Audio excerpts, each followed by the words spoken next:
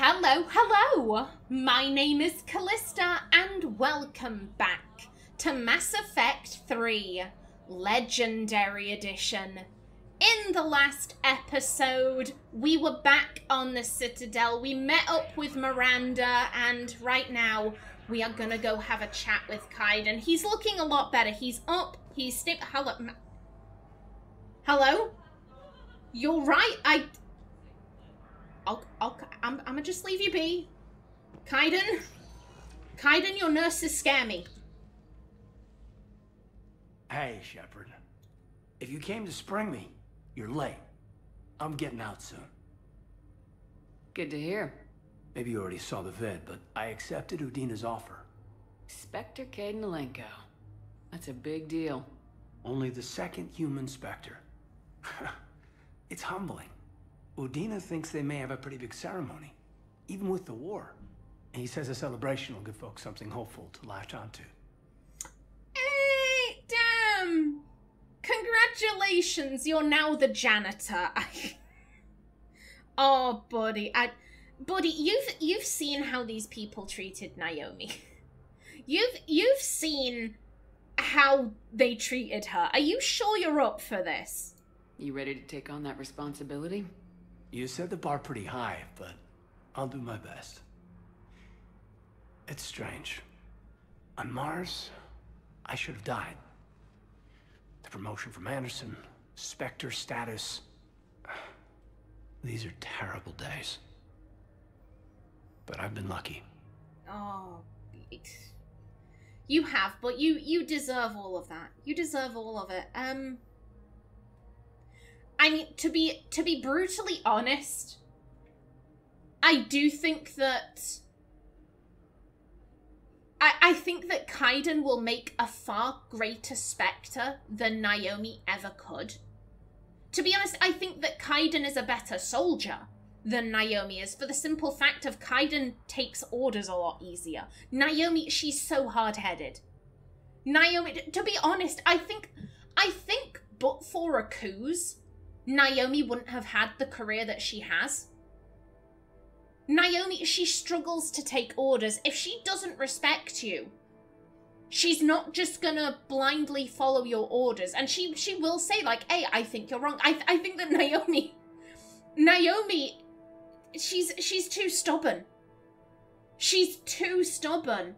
And I think but for her surviving that Threshamore attack, and kind of becoming the Alliance's golden girl, having all of these eyes suddenly on her, I don't think she would have ever, you know, reached a point where she got the opportunities she had, you know, the opportunity to become a commander, to become an N7, to become a Spectre. All of that is because, you know, it was like, oh shit, this one soldier survived this horrific thing. Let's see what she's made of. Let's see what she's made of, what she got going on with her. Let's allow her to do her own thing.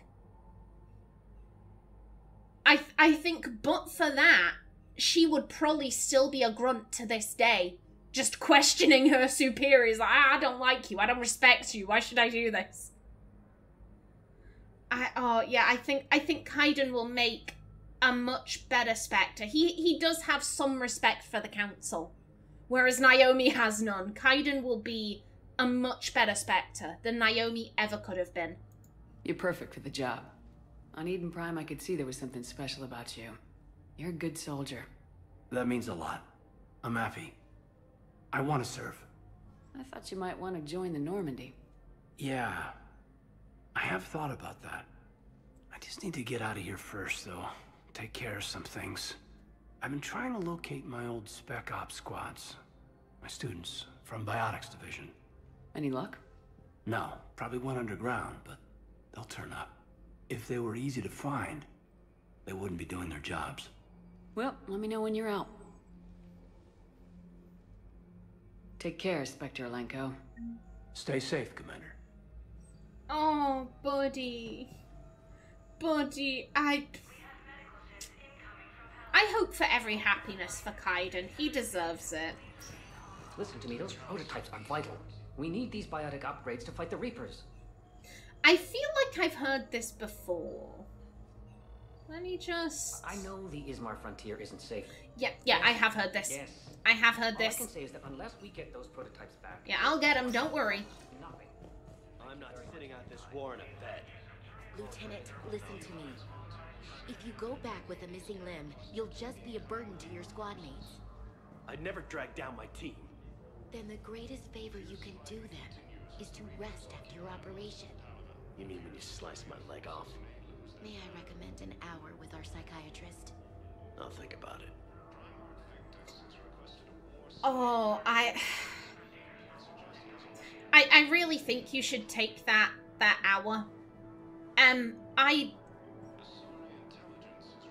On the whole, I have been remarkably lucky with my health. I think realistically the worst things I've ever experienced medically. I had a breast cancer scare when I was in my early 20s, which as it happened, it was just a random lump, and that brought up bigger questions because a GP could have told me, oh no, that's a perfectly normal lump. It's not. However, she refused to examine me because on that day I chose to go to my appointment looking really rather gay, and she did not want to touch a lesbian's breast. So she sent me to like a breast cancer clinic, and they were kind of like, why didn't your GP tell you this was a normal lump? Like, why have you come here? Why have, like, we can see your parents sat out in the waiting room expecting to be told their daughter has breast cancer. Like, why did your GP not tell you this? And I was like, craziness. Like, I think that's one of the worst things that's happened to me medically, where, like I said, it was a regular lump. It wasn't anything major. I've never needed an operation. I've never broken an arm or a leg. I've never needed stitches for a particularly bad cut. Like, I have been remarkably healthy. Like, the most I've had is scares. That's it. I've never really had something majorly go wrong with me. So I don't know what this guy must be feeling. I can't imagine how traumatic it is knowing full well, like, I see my leg and they're gonna take me into surgery and I'm gonna wake up and it's not gonna be there. Like, I can only imagine the pain, the psychological pain he must be going through. I'd take the hour, so I would take the hour with the psychiatrist. It might help. Oh, sir, you have my sympathies. You have my sympathies, sir.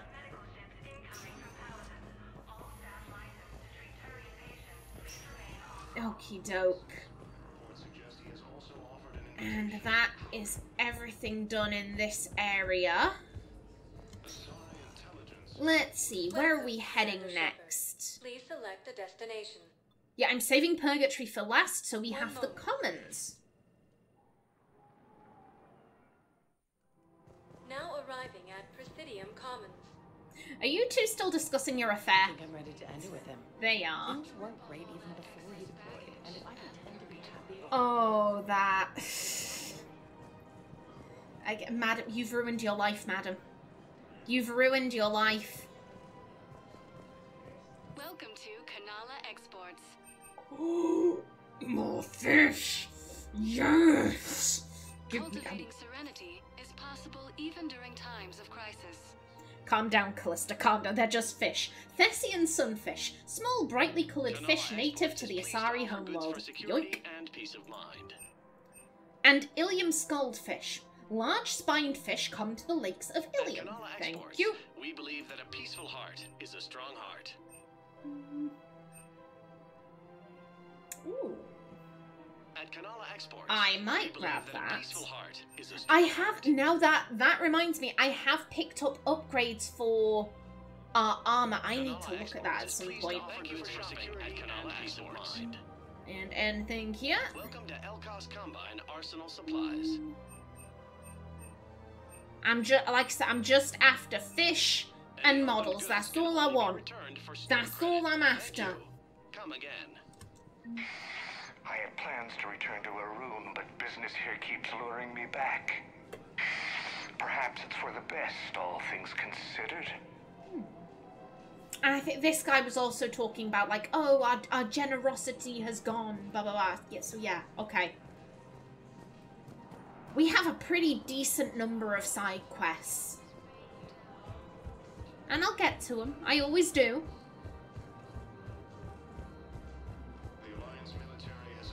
Now then, do you two have any gossip? Right now, the Turians and the Alliance are fighting for you. I'll send the Alliance a call. As for the Turians, well, I pay my taxes. That's disgusting. No, disgusting would be the tax rates for doing business on Aethyta. Like I told Councilor Dina, if I wanted to get screwed by the Assassins, I would have returned Venezia's calls. Sir, you will not talk about Liara's mother like that. You will not talk about Liara's mother. Why can't I punch him? I want to punch him. How dare I? I'm offended on Liara's behalf. So,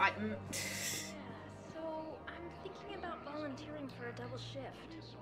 Are you insane? We're hardly getting enough sleep as it is. Well, if I'm not going to sleep, I might as well at least make myself useful, right? Damn, I'm tired if that argument makes sense. Maybe I should volunteer too.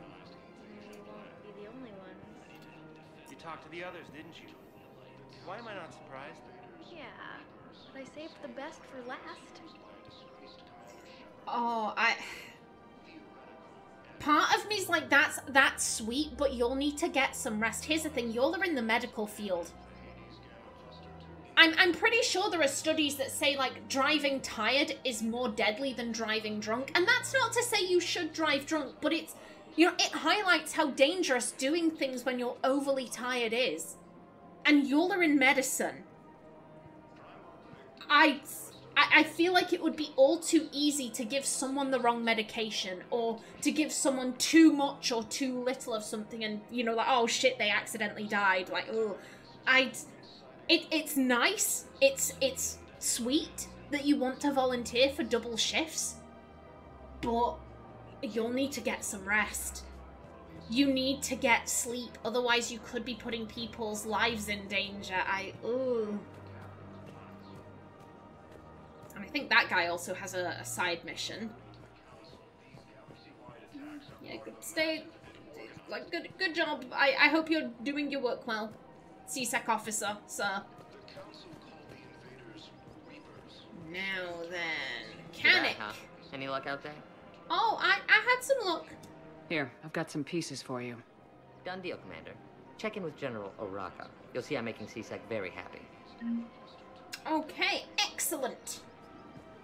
Lovely. And first things first. Excuse me. Welcome to Cybertine Armory. Okay, no models or We fish. appreciate your visit. What about you? Welcome to Agor Munitions. Boo. Thank you for shopping. Much at Agor offense. Munitions. Oh, Edie and Joker are back out again. Citadel gift shop. All proceeds from today's purchases go toward the Turian war effort. Oh, that's Yeah, I think this is the same conversation. Welcome to Nosastra Sporting Goods. Yeah, nothing here. Thank you for shopping at Nosastra Sporting Goods. No, actually, You're right. I'm gonna assume he's alright. I have noticed many displays of public affection on the Citadel. The rate seems disproportionately high. Everybody could die tomorrow, Edie. Hooking up is one of the few things I can do. I wonder if this is how the Krogan feel. Oh! Hot damn that observation! Welcome to Casa Fabrication Weaponry. I mean, I can't exactly disagree with her logic. Thank you for shopping at Damn. Casa Fabrication Weaponry. Now then, General. Commander Shepard, I was just contacted by a black market dealer who's donating high-end weapons to CSEC. He wanted you to know. Sounds like you came through. And the Blue Suns can go about their business. Now we'll be focusing on Citadel defense. It won't bring Palaven back, but it's something. Thank you, Commander. Excellent. Okay. Good stuff. We can go and give Arya the good news. Lovely. transvestite, right? Oh, hello. Oh, Aethyta!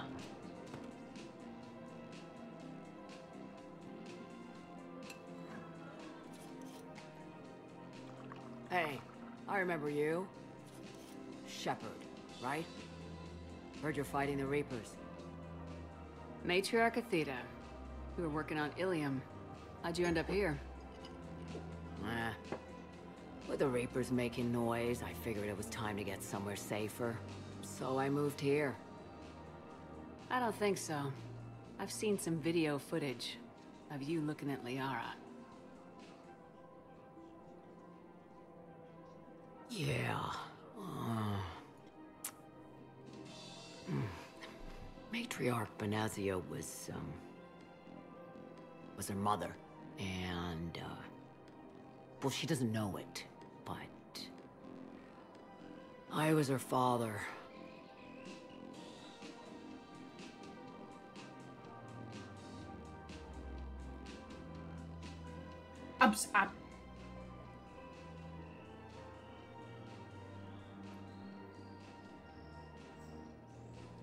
I'm having a moment. I was right.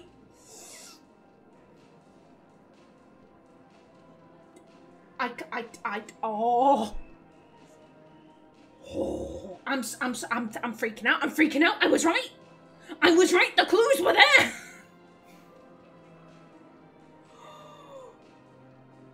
Tell me more. You mean you were her other mother, right?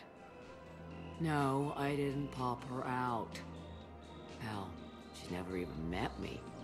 Sorry. If you were human, you'd both be called the mother. Regardless of which one gave birth. Well, I'm not human, am I? Anthropocentric bag of dicks. Naomi, what are you doing? I'm with Aethyta here. Oh my god. Oh, I was right. I wish you could see my face right now. I wish you could see my face. Talk to her. Liara would love to meet you. Why? She doesn't even know me from a hole in the ground. Benazia ran off before the kid was born. Besides, this isn't charity work. She's one of the biggest intel brokers in the galaxy. And she's got some shady connections. Like a girlfriend who used to work for Cerberus. I only worked with Cerberus to fight the Reapers. And you're not with him now. I know. If you were, you wouldn't get within a light year of Liara. Is that a threat? I'm no commando, but I've had 1,000 years to learn to fight dirty. Nobody messes with my girl. Anyway, you combine her work with Benazia and... well, the matriarch's might... That's not gonna happen. No argument here. I only took these crap jobs to keep the matriarchs happy that she's under control. Just as long as we're clear. We're clear? You should come clean with her. It'd be better for everyone. Yeah. We'll see how that goes. Oh, I'm feeling so many different things. I'm feeling so many different things. Oh my god. Oh my god. On one hand, I'm like, I'm freaking out. I'm freaking out about being correct. Oh my god. So she took the job on fucking Ilium to spy on her. Seeing that, like, oh, like the matriarchs could have ordered a hit on and stuff like that, that would piss Naomi off. Like I said, she still cares about Liara. They may not be in a relationship anymore, but she cares so much about Liara. And just hearing that, like, oh, well, someone might have called a hit, Naomi would go from 0 to 100 real quick. Like that, just, oh my god, Liara, we have stuff to talk about. Get out of my way. That bartender over there? The matriarch hired by the Asari government to track my movements? She's your father. I know. She's an intel broker. She's not just an intel broker, she's the shadow broker. I think...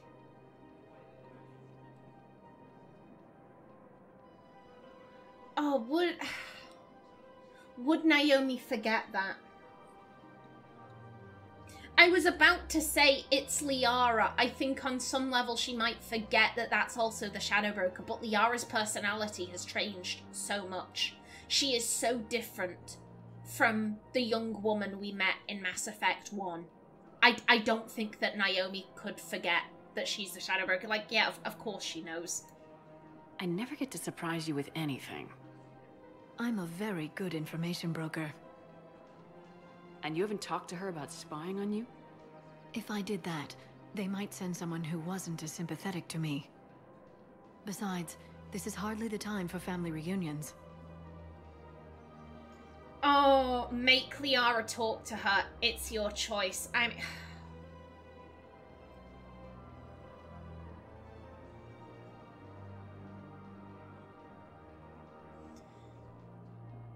If Naomi... Because here's the thing, this isn't even like it's her mum. Because I think that if Naomi got the option, like, oh, hey, Naomi, did you know that one of the bartenders working at Purgatory is your mum? I think Naomi would be like, oh, I'm going to go have a chat with her. I'm going to go see what she's up to. Like, I last saw her when I was a kid. She abandoned me. What the hell? But this isn't Liara's mum. It's her dad.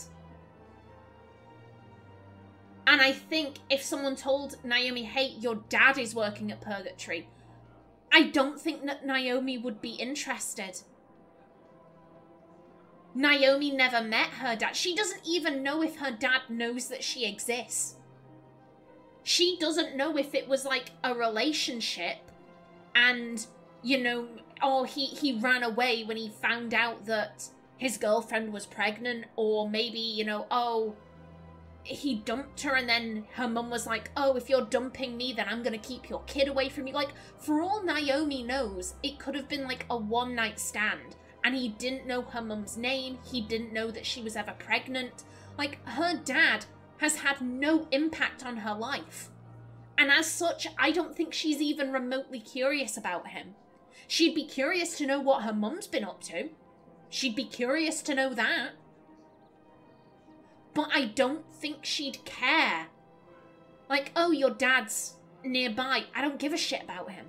I don't care about my dad.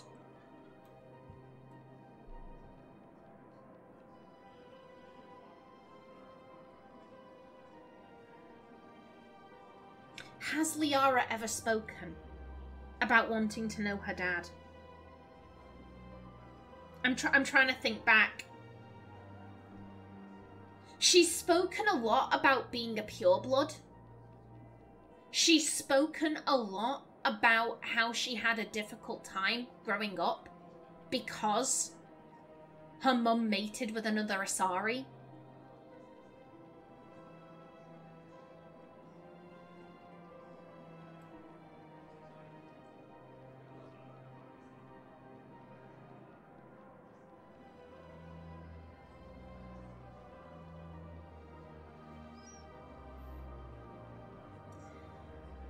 My thought for this is that Liara seems to have struggled with her pureblood heritage.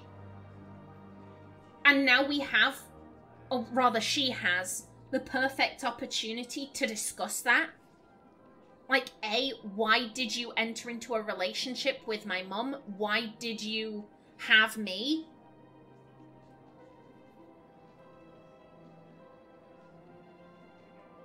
At the same time, this is her family's business. And it's not even like she's our girlfriend. It's not even like we're dating her. What right do we have to make her do something?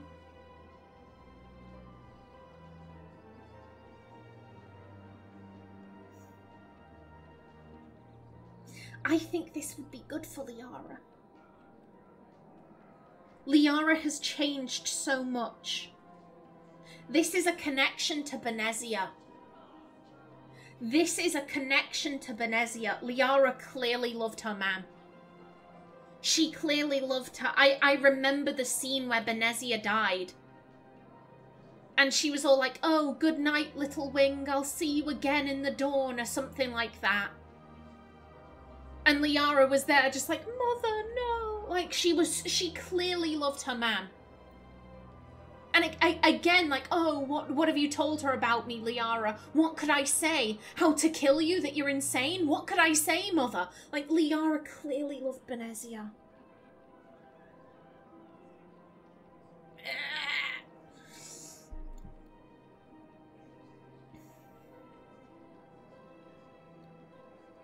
I don't know.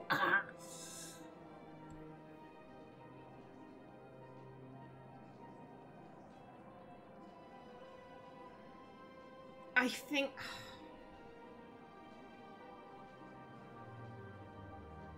Liara's never given any indication that she cares about speaking to her dad. Naomi also doesn't have any kind of person... Like I said, if Aethyta was her mum, I could see Naomi saying, well, like, I want to speak to my mum, so, like, maybe I could weigh in there. But it...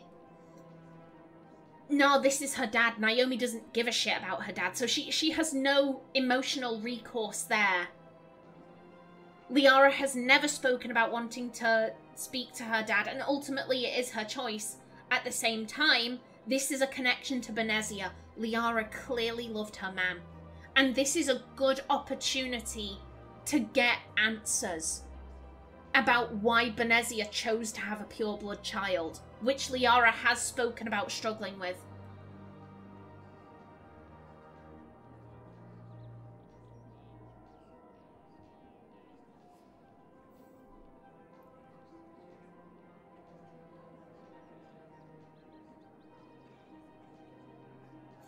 I don't like that this is worded as make Liara talk to her. I don't like that.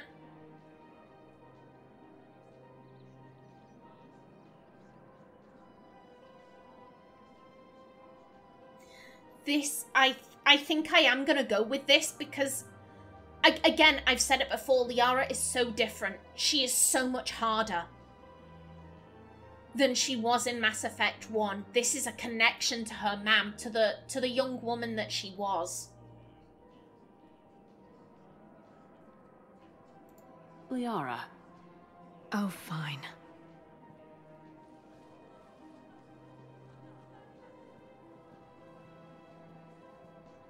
Okay, that was not as bad as I thought it was going to be. That was... I assumed that was going to be like, a, you know, Liara, go over there yourself or I'm going to drag you over. Like, that's how I thought that was going to be. Just not Liara. Like... I'm like, that could have been worded better. Can't blame the matriarchs for keeping an eye on you. I am not my mother. You did threaten to flay someone alive with your mind.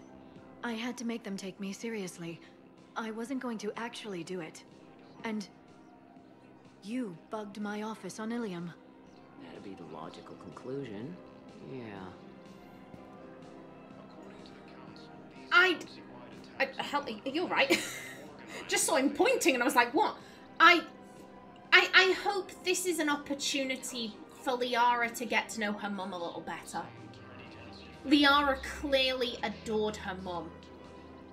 And I think she deserves that connection. I hope that goes well. I hope that goes well. Okie doke. And with that, I am just about out of time for this episode. In the next one, we're going to go see Arya, make sure that the Blue Suns have come under her control. Oh, actually, you know what? We can end with some codex entries. That's what we can do. Yeah, it doesn't look like there's anything new there. Okay. Systems Alliance Special Operations. Interplanetary Combatives Training, ICT, is the Systems Alliance premier school for leadership and combat expertise. the Interplanetary Combatives Academy, sometimes called N-School or the Villa, recruits officers from every branch of Earth's military to partake in grueling courses at Villa Militar in Rio de Janeiro. Initially, candidates train for more than 20 hours per day, leading small combat teams through hostile terrain with little sleep or food. Trainees who do well are awarded an internal designation of N1 and are invited to return.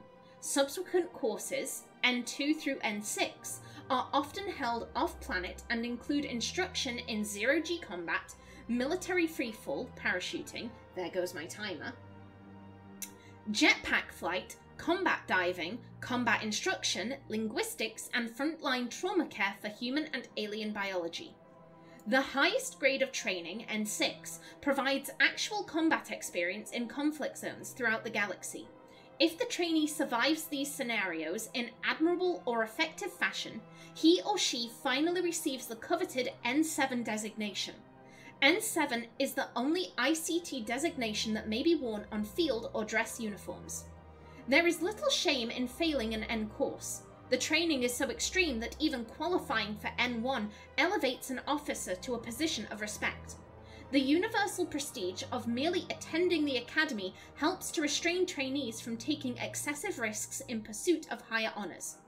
Although ICT qualification by itself does not guarantee higher rank, those officers who are able to complete the program are typically well suited to senior leadership positions.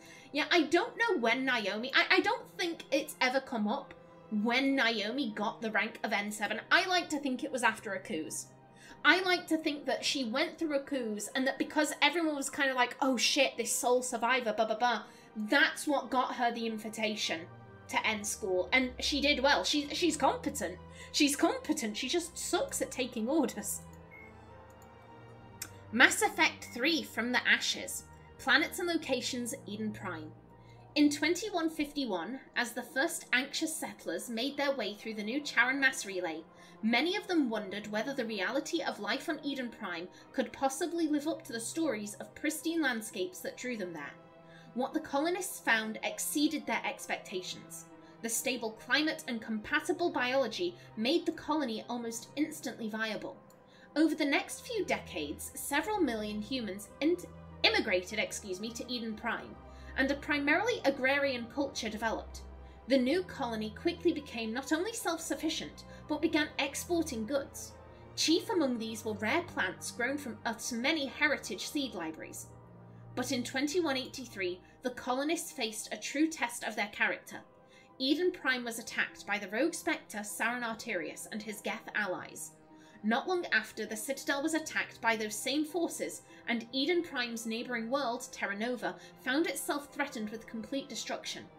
Faced with such violence, a lesser citizenry might have retreated back to the safety of Earth, as so many colonists of Terra Nova did. But Eden Prime's governing body refused to give in. Not only did the colonists vote overwhelmingly to block a measure calling for the building of evacuation ships, they voted to ease restrictions on immigrants from Terra Nova looking for a new home. As a result, Eden Prime's population has swelled. Whatever the war might bring, its status as a symbol of humanity's future in the stars remains unblemished. Technology, Prothean Beacon. In 2183, human scientists uncovered a Prothean technological artifact on the planet of Eden Prime. While repelling an attack by Saran Arterius' Geth allies, Commander Shepard's squad came into the artifact's proximity and set it off. The object, described as a beacon, sent the commander jumbled sounds and images intended to warn of the imminent Reaper invasion. The beacon overloaded during the process and violently exploded. While the vision it provided was dismissed by the Citadel Council as a highly subjective experience, since that time, the Council's Committee on Paleotechnology have analysed the fragments of the beacon in an effort to understand how it communicated. What they found was not quite the telepathic technology that the Alliance Marines described in their reports. The beacon was equipped with a Mass Effect field generator to hold its subject immobile, a necessary step to minimise collateral damage during the rest of the process. The beacon then nearly instantaneously scanned the structure of its target's optic and auditory nerves, as well as many parts of the brain responsible for memory. Once its expert system determined the proportions of these key features, the beacon stimulated them with pinpoint electromagnetic and other irradiative energy, using powerful programs to recreate any images or sounds the beacon required. In principle, this was similar to the popular entertainment device known as a StimStim, but vastly more comprehensive. Oh, SimStim, there we go. SimStims direct the senses, not memory. The Normandy's medical officer noted that the beacon delivered more information over the space of seconds than a SimStim could do in hours, and managed to do so to a species whose physiology was completely unknown to its designers. To a paleotech, the fact that Commander Shepard needed assistance to decipher the message is a minor footnote compared to the Prothean's accomplishment, getting any of the message to Shepard at all. Lovely. And that's all for today, so please remember to like if you enjoyed, leave a comment below, and if you wanted to subscribe, it would be very much appreciated. I've been Callista. Thanks for watching, and see you in the next episode.